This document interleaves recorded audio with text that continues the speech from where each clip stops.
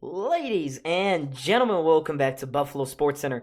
I am Don, and today we are going to preview this divisional round matchup between the Buffalo Bills and Kansas City Chiefs. This is the third time since 2020 that these two teams have met in the postseason. Kansas has taken the first two meetings, one in the AFC Championship game back in the 2020 season, and then 2021, of course, the 13 seconds thing happened.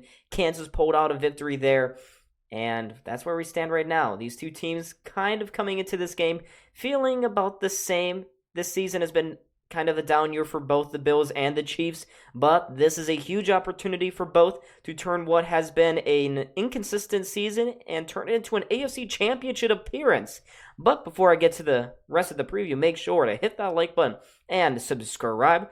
Follow us on Instagram and TikTok and join the Discord. All of those links are down in the description below.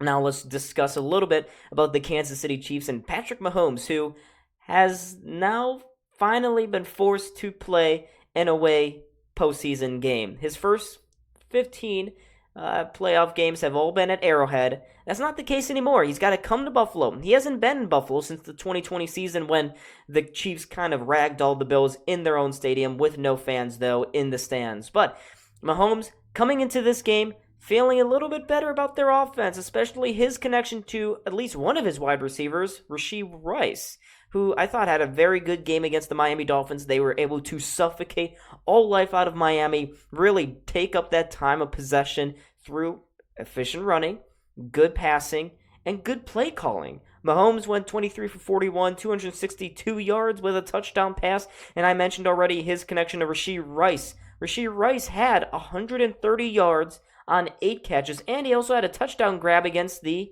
Miami Dolphins. Other than that, though, it was Travis Kelce who had a couple of really bad drops, but still hauled in 7 catches on the day for 71 yards. And on the ground, Isaiah Pacheco.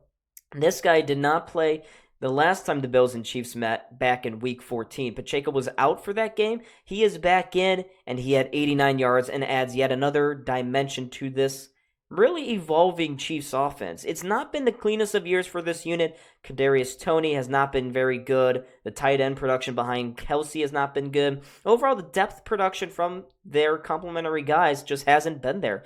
But if they can get Pacheco going, which he has been, that would be a huge plus for this Chiefs offense because that could really turn the tide of this game. The Bills defense is not doing really well in terms of injury and staying healthy, and they're really missing some big linebackers on the inside. So if the Chiefs can really attack that and abuse it, then they could really put a stranglehold on this game. But I mentioned the Bills' defense already, and let me follow up from that statement by saying that the Bills' defense, yes, is really injured going into this game. They had injuries to major guys like Terrell Dodson and Rasul Douglas already going into that Steelers game, but that wildcard game for that unit just, it could have gone a whole lot better, and it really did not look good. Terrell Bernard exited the game with an injury. Balen Spector, the backup to Tyrell Dodson, who was already a backup for Matt Milano. Balen Spector exited the game with an injury.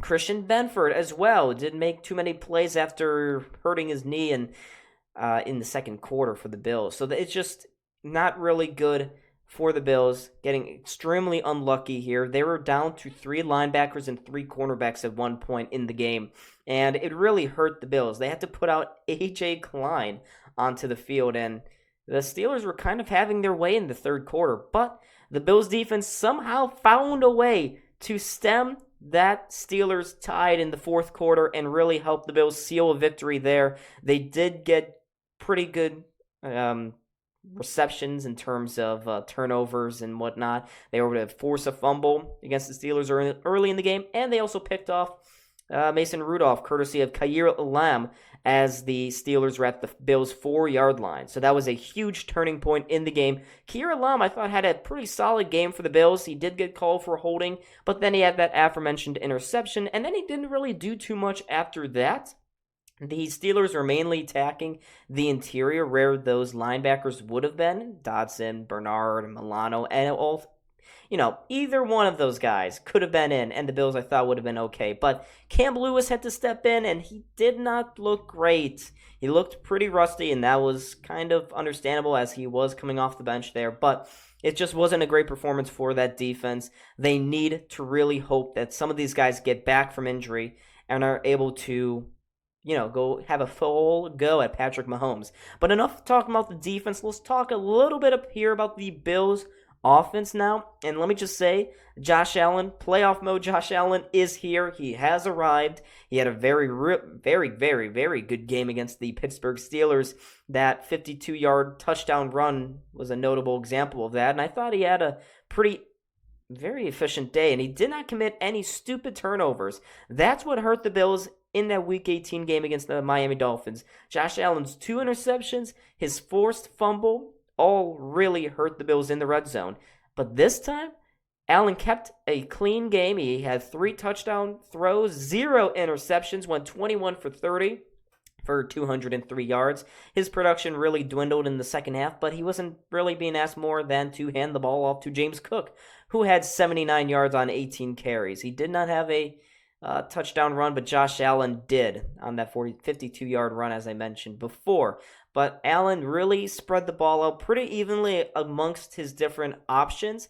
Gave Stephon Diggs the ball the most. He had 7 catches for 52 yards.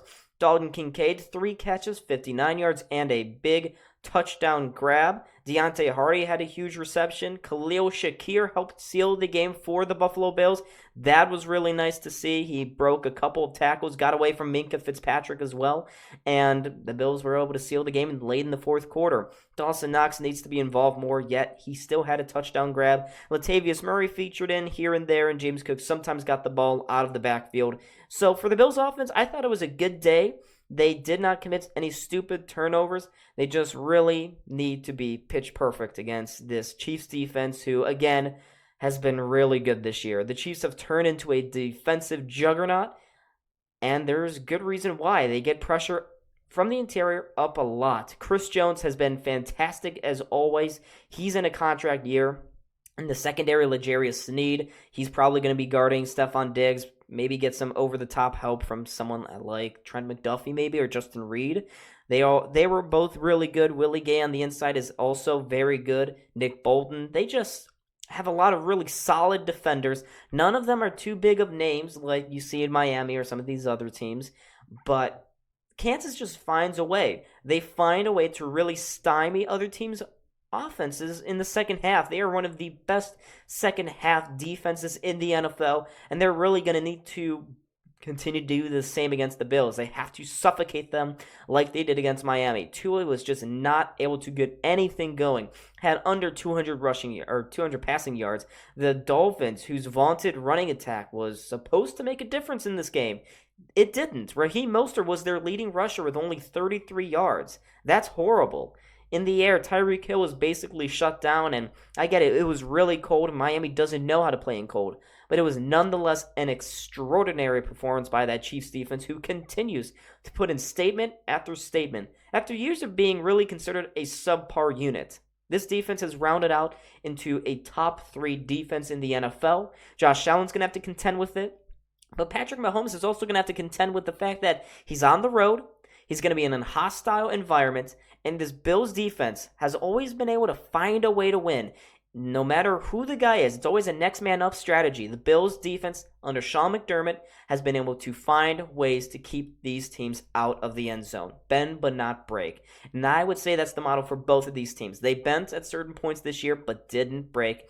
We'll see on Sunday night who gets broken and sent off into Baltimore probably. Maybe host a AFC Championship game with Houston. We shall see. But folks, thank you for watching. Stick around in a couple moments. You shall see potentially the final Bills BSC panel predictions for this Bills-Chiefs divisional round game. Who's going to win the third matchup between these two? Should be a classic, should be a great one. Let's take a look at what we are predicting here. Here they come again. There's a flag down at the line of scrimmage as the pass is to an open Travis Kelce, who flings it back over to Tony. My goodness, this is going for a touchdown. This is not a at a Cleveland Heights High School in Ohio. An old quarterback threw a perfect spiral for what looked like an improbable touchdown. That it just can't happen.